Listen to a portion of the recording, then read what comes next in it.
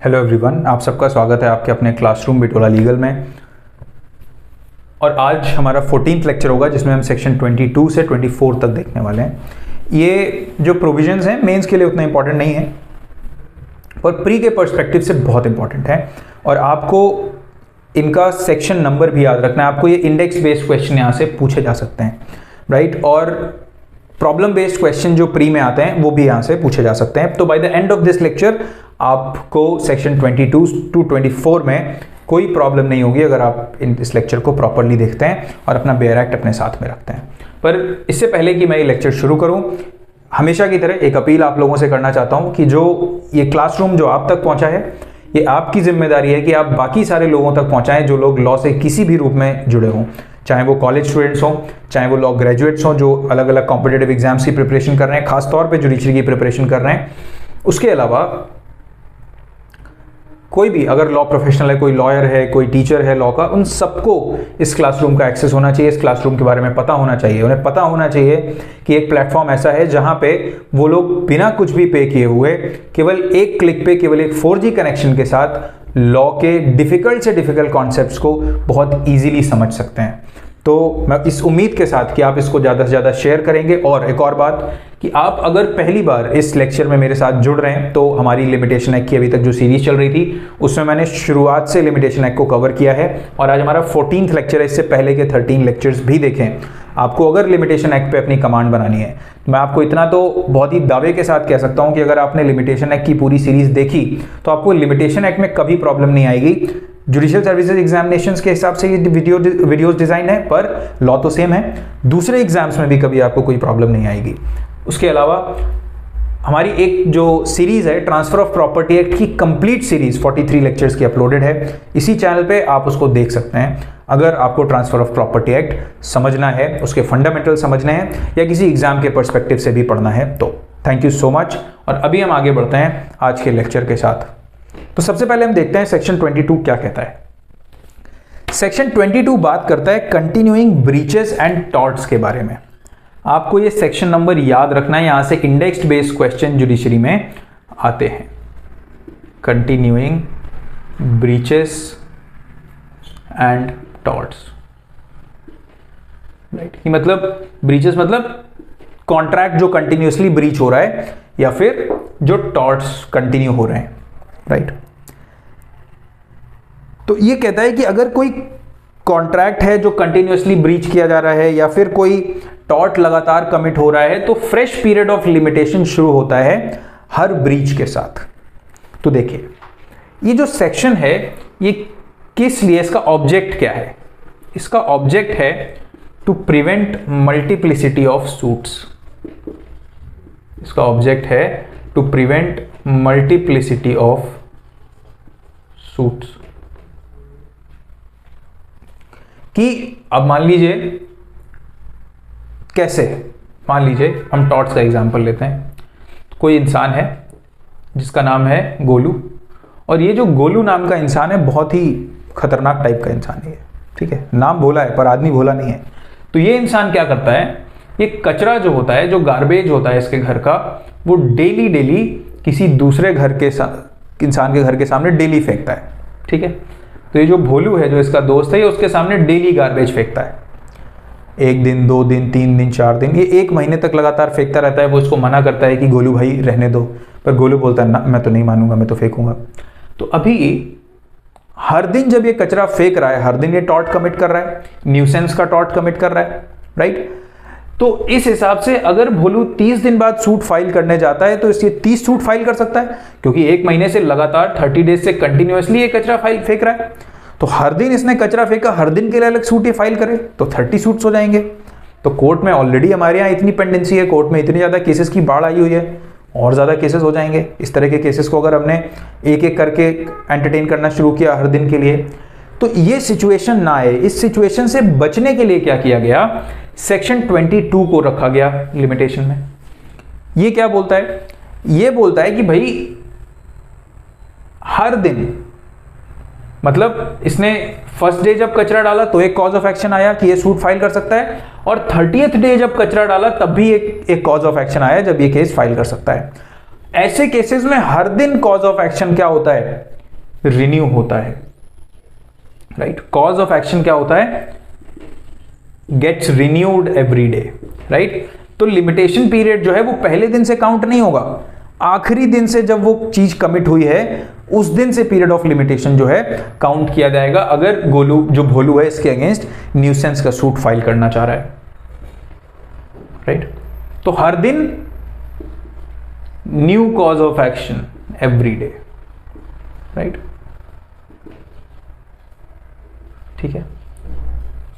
हर दिन नया cause of action arise होता है। दिस इज सेक्शन 22 का बेसिक ऑब्जेक्ट। हमें कुछ और एग्जांपल ले सकते हैं, कंटिन्यूइंग ब्रीच के एग्जांपल ले सकते हैं। मान लीजिए टॉर्ट्स का तो मैंने आपको दिया न्यूसेंस वाला। मान लीजिए कोई बिल्डर है, अब वो जो बिल्डर है वो आपने उसको एडवांस पैसा दे दिया था, जैसा कि होता है अक्सर, आपने उसको पैसा दे दिया था और ये आपको कोई फ्लैट लेना था या कोई बंगलो लेना था, तो बिल्डर ने आपको प्रॉमिस किया था कि with in 1 year, right, with in 1 year मतलब किस तारीख तक, 21 नवंबर 2022 तक ये आपको क्या करेगा, पोसेशन दे देगा बिल्डर। पर हर बार आप जाते हो, हर बार वो मना कर देता है, हर बार कुछ नया बहाना बनाता है, डेट आगे कर देता है। तो क्या कर रहा है, वो अपने कॉन्ट्रैक्ट का ब्रीच कर रहा है और कंटिन्यूअसली कर रहा है। तो जब तक ये कंटिन्यूअस ब्रीच होता रहेगा तब तक उस ब्रीच के, जब वो ब्रीच हुआ, मान लो आखिरी ब्रीच 31 दिसंबर 2023 को उसने बोला कि नहीं मैं दे दूंगा, उस दिन भी इसने नहीं दिया, तो उस दिन से पीरियड ऑफ लिमिटेशन काउंट होना शुरू होगा। तो इसीलिए सेक्शन 22 देखिए क्या कहता है। या इसके अलावा हम कुछ और एग्जाम्पल ले सकते हैं। मान लीजिए कि कोई नदी बह रही थी, राइट, और उस नदी का क्या किया इन्होंने, जो कोर्स है, course of river was changed, right. तो नदी जा सीधी रही थी पर उसको क्या किया गया, उसको ऐसे ऐसे इस तरह से कर दिया गया, टेढ़ा कर दिया गया। तो ये क्या हुआ, एक टॉर्ट हुआ। और इस, तो जितने दिन ये ऐसा रहा, डेली नया कॉज ऑफ एक्शन अराइज होगा। ये माना जाएगा कि ये जो टॉर्ट है ये क्या हो रहा है, कंटिन्यू हो रहा है, राइट।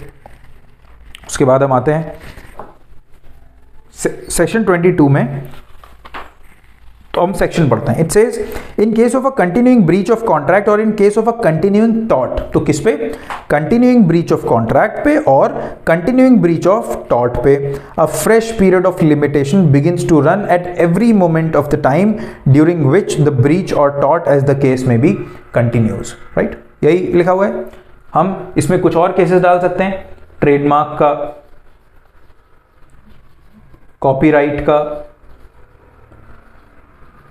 Continuous infringement, right.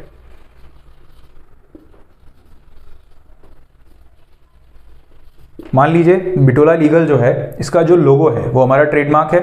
अब उस ट्रेडमार्क का कोई उस ट्रेडमार्क को उठा लेता है, उस लोगो को उठा लेता है, राइट, वो रजिस्टर्ड है हमारे नाम पे। अब उसको अगर कोई उठा लेता है और वो अपने चैनल पे लगा के उसको यूज करता है, तो वो क्या कर रहा है, वो हमारे ट्रेडमार्क का वायलेशन कर रहा है।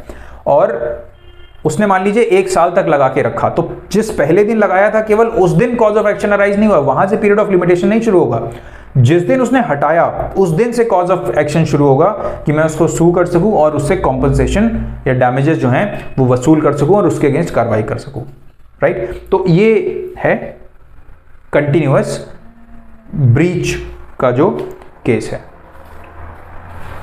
राइट। उसके बाद सेक्शन 23 हम पढ़ते हैं।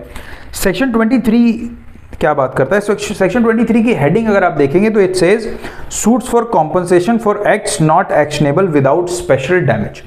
तो ये जो प्रोविजन है ये कह रहा है कि जो एक्ट है पर से उसमें कोई दिक्कत नहीं है, मतलब वो पनिश नहीं किया जाएगा, पर अगर उससे कोई इंजरी रिजल्ट हो गई तो उसको पनिश किया जाएगा। तो उस केस में कॉज ऑफ एक्शन कब अराइज होता है और पीरियड ऑफ लिमिटेशन कब रन करना शुरू होगा, उसका आंसर हमको मिलता है सेक्शन 23 में। तो आइए देखते हैं सेक्शन 23 क्या कहता है। आप लोग अपने अपने बेयर एक्ट में सेक्शन 23 को पढ़िए।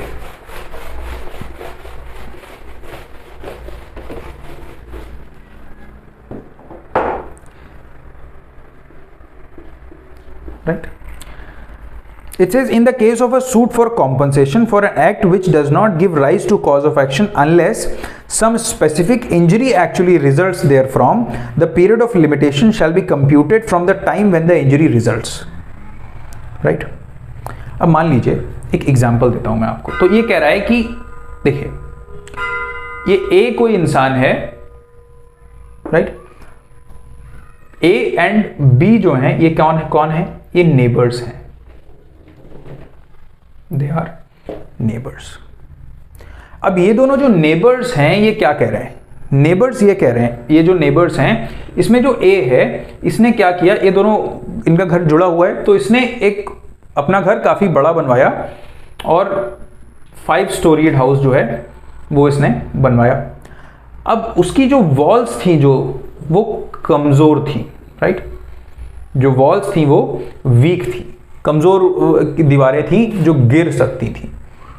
तो उस केस में, राइट, जिस दिन इसने वीक दीवारें बनवाई उस दिन से इसके अगेंस्ट पीरियड ऑफ जो कॉज ऑफ एक्शन है वो अराइज नहीं होगा बी के फेवर में, राइट? मान लीजिए वॉल्स का कंस्ट्रक्शन करवा रहा है, इसने बहुत अच्छा सीमेंट यूज नहीं किया, कौन सा वाला आप जानते हो जिसका एड बहुत आता है, राइट? इसने कोई लोकल सीमेंट यूज किया।